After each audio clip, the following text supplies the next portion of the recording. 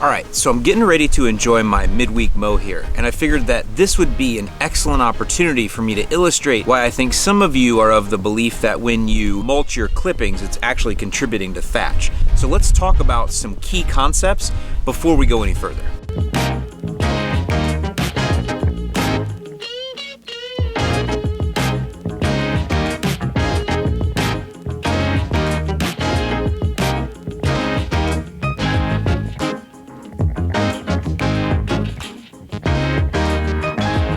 Alright, nobody's sponsoring this. I feel like I always have to say that now. But anyway, these are mulching mowers, and that's the first thing that you need to be aware of is make sure that the mower you're using is actually a mulching mower. You know, I've started doing videos for beginners in it, and it occurs to me that a lot of you may have just gone to whatever store you went to and bought the cheapest mower you could. You know, maybe you're just starting out, it's your first home, you don't really know what you're doing, and you may have bought a mower that just is not a mulching mower.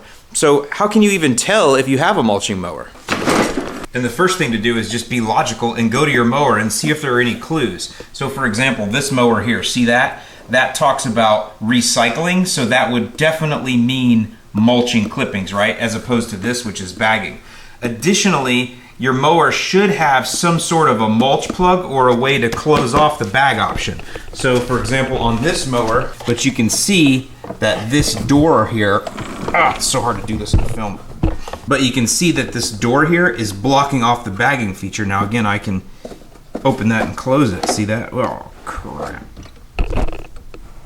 Anyway, so if you have a way, if your mower has a way to open and close the bagging feature, that would be a clue that you may have a mulching mower. This mower here has a mulch plug.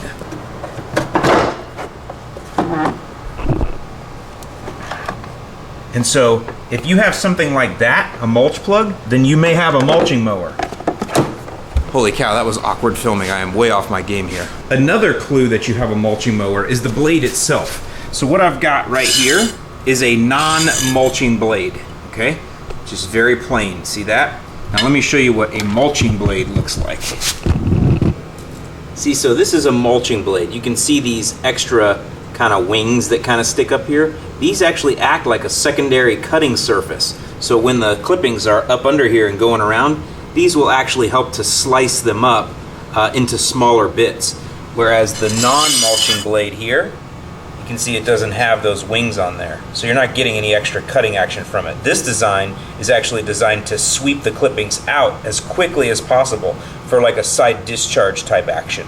And then of course, I guess the easiest way to find out for sure if you actually have a mulching mower or not is just to take your serial number and plug that into the old Google there and pull up your model, and it'll tell you, you know, almost every lawnmower that you buy, it'll tell you, you know, side discharge, mulching mower, you know, bagger. It'll tell you what it does and what it doesn't do. Okay, next. Now, let's say that you verified, yes, I actually indeed do have a mulching mower. Okay, then the next thing I would look at is your mower underpowered? Because you have to imagine, not that that mower's underpowered, but you have to imagine this grass is thick, and the thicker your grass gets, the harder it is to cut. Let me illustrate. So try this. Get yourself a spare blade, throw it down in your grass, and just try to turn it. Feel the resistance.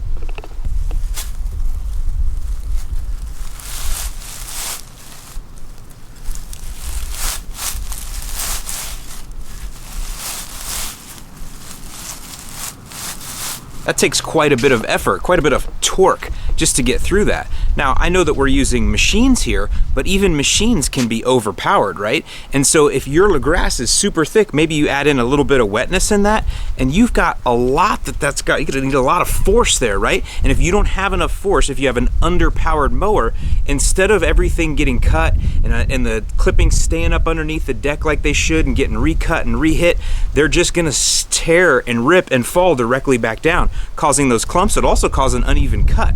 So an underpowered mower, no matter if it is a mulching mower or not, is not gonna do a good job of mulching clippings. You need to up your power. On top of that, some of you may not have a very thick lawn. You might have a ton of weeds, and sometimes weeds, broadleaf weeds and things, they tend to be woodier stemmed, they tend to be tougher rougher, they tend to be stickier. And again, all of those things, an underpowered mower going through sticky, woody weeds is just gonna leave a nasty cut on what grass is existing there. And that's one of the reasons I started exploring larger mowers. Not only do I want to save time, I do, but the bigger thing is they're higher powered. A lot more power here, meaning I can get through the thicker, denser material cleaner, and the mower can perform better because it's that much stronger. For example, this unit here, 223 cc's. I don't know how to do the conversion to horsepower, and in fact I wouldn't even try because there's about 10 different ways to do it and everybody's right. But you can see I've gone up to 223. Now again, we've got a bigger mower that needs to be pulled. It weighs more, it's got 2 blades, but still 223 up from 190.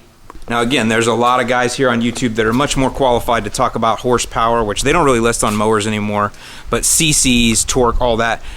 All I'm trying to say is, if your mower is underpowered or you think it might be underpowered, then just take it up a notch and get something more powerful. You guys know what I recommend. Okay, last little tip here, and then an experiment, and then I'm gonna go enjoy my mow here. So remember our 1/3 rule. I talked about that in the video last week. I'll link in the description to it. You never wanna remove more than 1/3 of the grass blade's length in a single mowing. And that's for the health of the grass, but it's also for the clean of the cut. When you cut these blades off, if they're longer, it only stands to reason there's gonna be more that you're cutting off, and you multiply that by thousands, like you can see here, that's a lot of material that's getting dumped back in here all in one shot. Whereas if you cut sooner or more frequently and only remove 1/3 of the grass blade here. So here we go, I'm gonna cut this at about 4 inches. So there you go, that's what she thinks 4 inches is right there, we'll take it. And you can see I'm only gonna remove that little bit off the top right there. So in this cutting here, I'm only gonna remove that small bit. I could actually let this grow a little bit longer, but like I said, I'm getting out of the game here, I'm getting ahead of the game. But you can see I'm only gonna remove that small bit. That's the key, guys. If you're removing this much material off, yeah, all of that together, that's gonna be really tough for that to break down quickly and not build your thatch layer up. If you're only removing that much, which is what I'm about to do now, you're gonna get nice little bits returned. Things are gonna be nice and clean.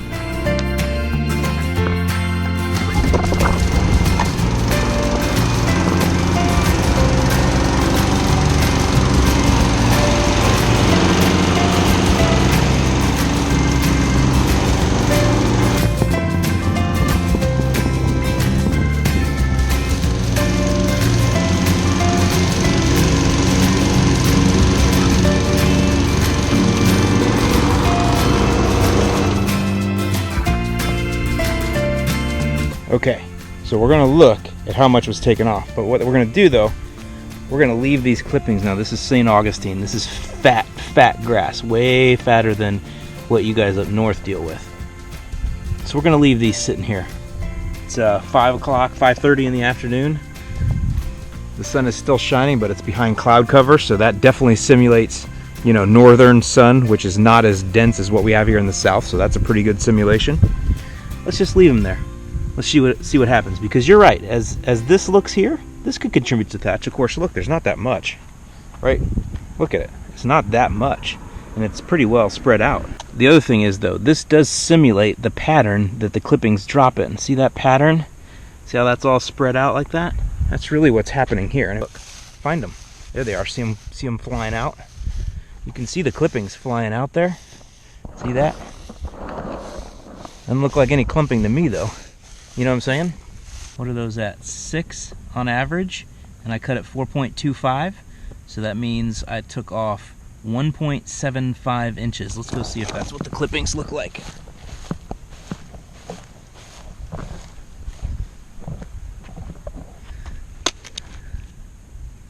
So you can see a lot of the clippings, see how they're shorter and stubbier?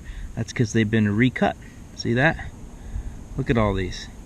See how they've been recut? We just verified we took off 1.75 inches, 1.5, whatever. But you can see these are all recut. Now some of the longest ones, yeah, they didn't get it. But look at the scarring on that where it did get bumped around up under there. See that scarring on there? See that? That's where it did get bumped up around on there pretty good. Looks like these are gonna blow away a little bit. But you can definitely see that mulching mower doing its job, mulching these bits up. So Even some of the longer ones, like I said, that escape, they still get beat up pretty good, and that contributes to them breaking down.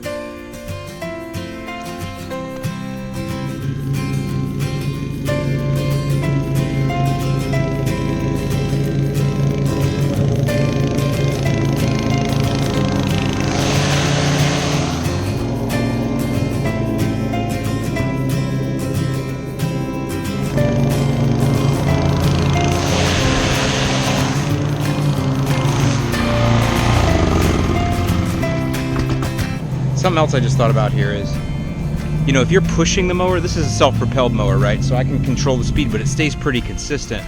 I don't get any jerks. But if you're pushing, you could be actually pushing too fast and pushing too hard and not allowing those clippings to clear out underneath the deck.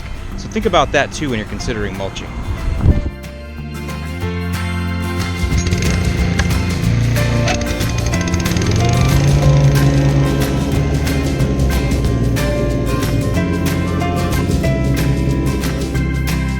Alright, so I finished mowing with that. I gotta still mow this area here, but all that up there is all done. Looking good. So let's come back. Hey, look at this. It's only been 40 minutes and we're already, what, 1/8 of the size that they were, just completely dehydrated. Look at that. Look at where we're at. Now that is gonna continue to break down. If I left this here for even another 24 hours, that's all gonna be hardly able to even be found. You won't even be able to see it. That's how fast it breaks down. This is not going to contribute to thatch. Again, this is 45 minutes. If it stayed like that for life, yeah, I might agree with you, but this is only 45 minutes.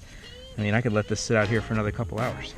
And so really, I think that's the problem that most of you have. When you're telling me that you're mowing and you're mulching and that that's contributing to thatch buildup in your lawn, I think you're just not mowing frequently enough. Things are outgrowing you and you're having to cut when the lawn is too long. And no matter how big your mower is, no matter if it's the most powerful mulching mower out there, it's just not able to perform properly, and it's leaving those clumps, or it's leaving larger pieces that aren't breaking down, and they probably are contributing to thatch. So to cure that problem, up your mowing frequency and always remember the 1/3 rule.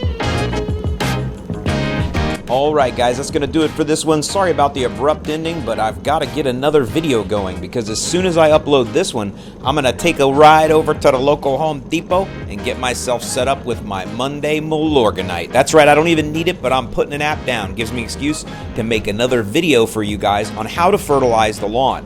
I touched on it in a beginner's video last week, and I thought I want to revisit this and show you how to fertilize again with good old-fashioned Milo.